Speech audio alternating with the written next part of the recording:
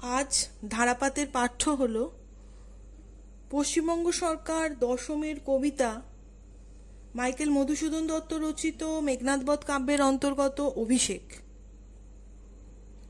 অভিষেক কবিতাটি থেকে আমি খুব গুরুত্বপূর্ণ এবং সম্ভাব্য কয়েকটি প্রশ্ন 2023-এর মাধ্যমিক ছাত্রছাত্রীদের জন্য উপস্থাপন করছি। প্রশ্নগুলি অত্যন্ত গুরুত্বপূর্ণ। তোমরা অভিষেক কবিতাটি নিশ্চয়ই ইতিমধ্যে পড়ে নিয়েছো। কবিতাটা খুব তাৎপর্যপূর্ণ, নিশ্চয়ই তাৎপর্যপূর্ণ হবে, কারণ মাইকেলের কবিতা, মাইকেল মধুসূদন দত্তের মেঘনাদবধ কাব্যের এটি একটি অংশ, অভিষেক পর্ব। তো কবিতাটা পড়ে তোমরা নিশ্চয়ই বুঝেছো যে কবিতাটা খুবই অন্যান্য কবিতা অপেক্ষা একটু জটিল এবং কঠিন। তো এই কবিতাটা আগে ভালো করে পড়ো, মানে বুঝে পড়ো, শুধু শুধু পড়ো না, ভালো করে মানে বুঝে নিয়ে তার প্রশ্নগুলো তৈরি করো। কবিতাটা ভালো করে পড়ার পর এই প্রশ্নগুলো তোমরা পড়ো, তোমাদের অবশ্যই কাজে আসবে। তাই শুরু করলাম মাইকেল মধুসূদন দত্ত বিরচিত মেঘনাদবধ কাব্যের অন্তর্গত পশ্চিমবঙ্গ সরকার দশমের পাঠ্য অভিষেক কবিতাটি। অভিষেক কবিতাটির নামকরণের সার্থকতা বিচার করো। নামকরণ হলো কোনো রচনার অভ্যন্তরে প্রবেশের মূল চাবিকাঠি। কোনো বিষয়ের নামকরণ দেখে বিষয়বস্তু সম্পর্কে মনে যে প্রত্যাশা জাগে, পাঠ শেষের পর যদি সেই প্রত্যাশার পরিপূরণ ঘটে তবেই বলা হয় যে নামকরণটি সার্থক হয়েছে। আমাদের পাঠ্য কবিতাংশটিতে আমরা দেখি বীরবাহুর মৃত্যু সংবাদে রাবণের রণসজ্জার প্রস্তুতি এবং ইন্দ্রজিতের প্রমোদোদ্যান ত্যাগ করে পিতার কাছে আগমনের কথাই বর্ণিত হয়েছে।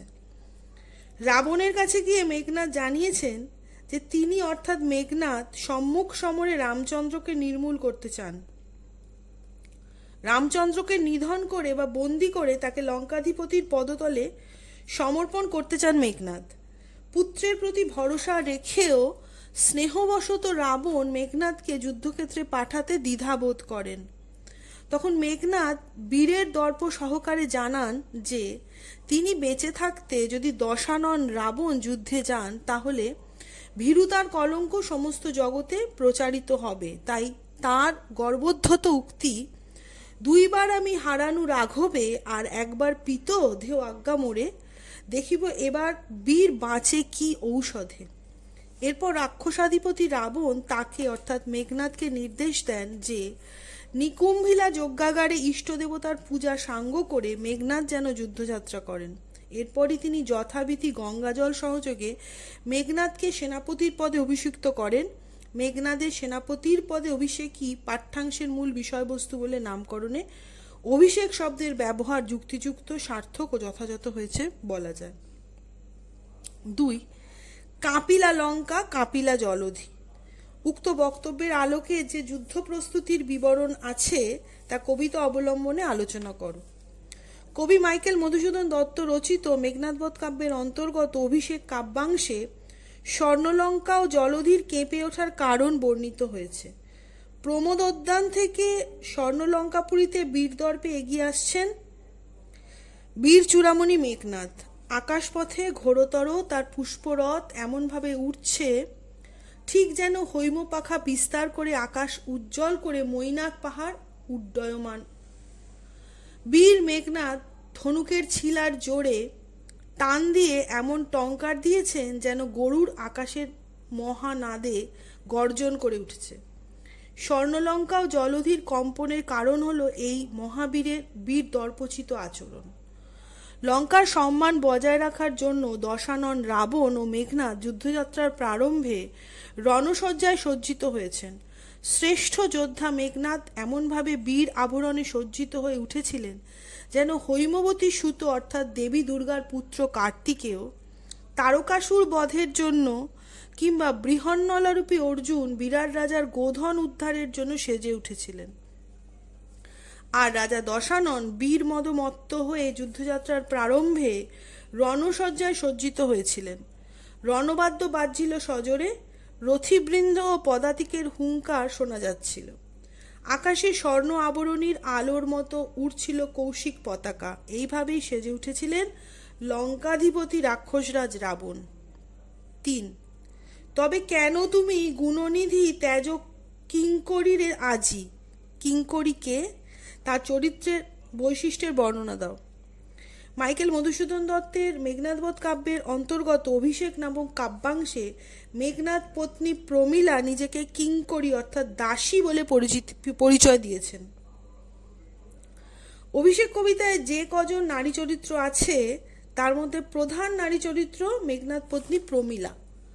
মেঘনাদ যেমন মধু কবির মানস সন্তান, তেমনি প্রমীলাও তার মানস কন্যা।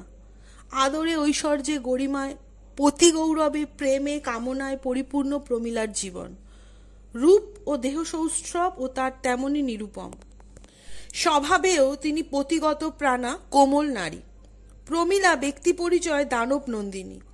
মহাবীর মেঘনাদের তিনি শক্তিরূপিণী। রাক্ষস কন্যা প্রমীলার এই শক্তির স্বরূপটি লুকিয়ে আছে তার একনিষ্ঠ প্রতিব্রতা কল্যাণী প্রেমিকা ও গৃহবধূ রূপের মধ্যেই। পতিপ্রেমী প্রমীলার জীবন। ধ্যান জ্ঞান। বীরবাহুর মৃত্যু সংবাদ শুনে মেঘনাদ যখন লঙ্কার উদ্দেশ্যে যাত্রা করছেন তখন প্রমীলার মুখে শোনা যায়, কোথা প্রাণ সখে রাখি এ দাসীরে কহ চলিলা আপনি।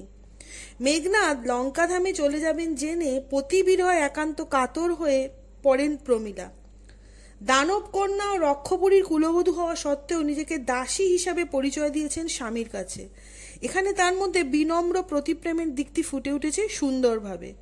যাত্রাকালে মেঘনাদের হাত ধরে ব্যাকুল হৃদয়ে প্রমীলা বলেছেন, হায় নাথ গহন কাননে ব্রততি বাঁধিলে সাধে করি পদ যদি, তার রঙ্গরসে মন না দিয়া মাতঙ্গ যায় চলি, তবু তারে রাখে পদাশ্রয় যূথনাথ।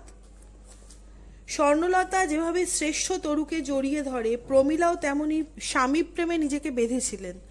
বীর স্বামীর যুদ্ধযাত্রায় তার অভিমানী যুক্তি ফুটে উঠেছে। গভীর জঙ্গলে লতা যদি হাতিকে বাঁধতে চায়, তার রঙ্গরসে হাতি মন না দিলেও লতাকে পায় করে নিয়ে যায়।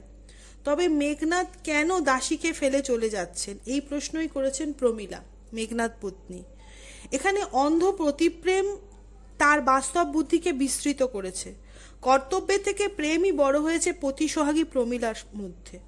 অভিষেক কাব্যাংশে প্রমীলা চরিত্রে বাঙালি সতী নারীর চরিত্রটি বড় হয়ে দেখা দিয়েছে। তো অভিষেক থেকে আমি 3টে সম্ভাব্য গুরুত্বপূর্ণ প্রশ্ন 2023-এর জন্য মাধ্যমিকের স্টুডেন্টদের জন্য পরিবেশন করলাম। আশা করি প্রশ্নগুলো তোমাদের কাজে আসবে, তোমরা উপকৃত হবে। অবশ্যই তোমরা অভিষেক কবিতাটা ভালো করে পড়ো, মানে বুঝে পড়ো, বুঝে পড়ো, ভালো করে 2-4 বার পড়ো এবং প্রশ্নগুলো দেখো। তোমরা নিরাশ হবে না। ভালো লাগলে অবশ্যই ভিডিওটা শেয়ার করো, একটা লাইক করো আর সাবস্ক্রাইব করো। আজ এই পর্যন্ত। নতুন ভিডিও নিয়ে আমি শর্মিষ্ঠা আমার ধারাপাতকে সঙ্গে নিয়ে আবার খুব তাড়াতাড়ি ফিরে আসছি।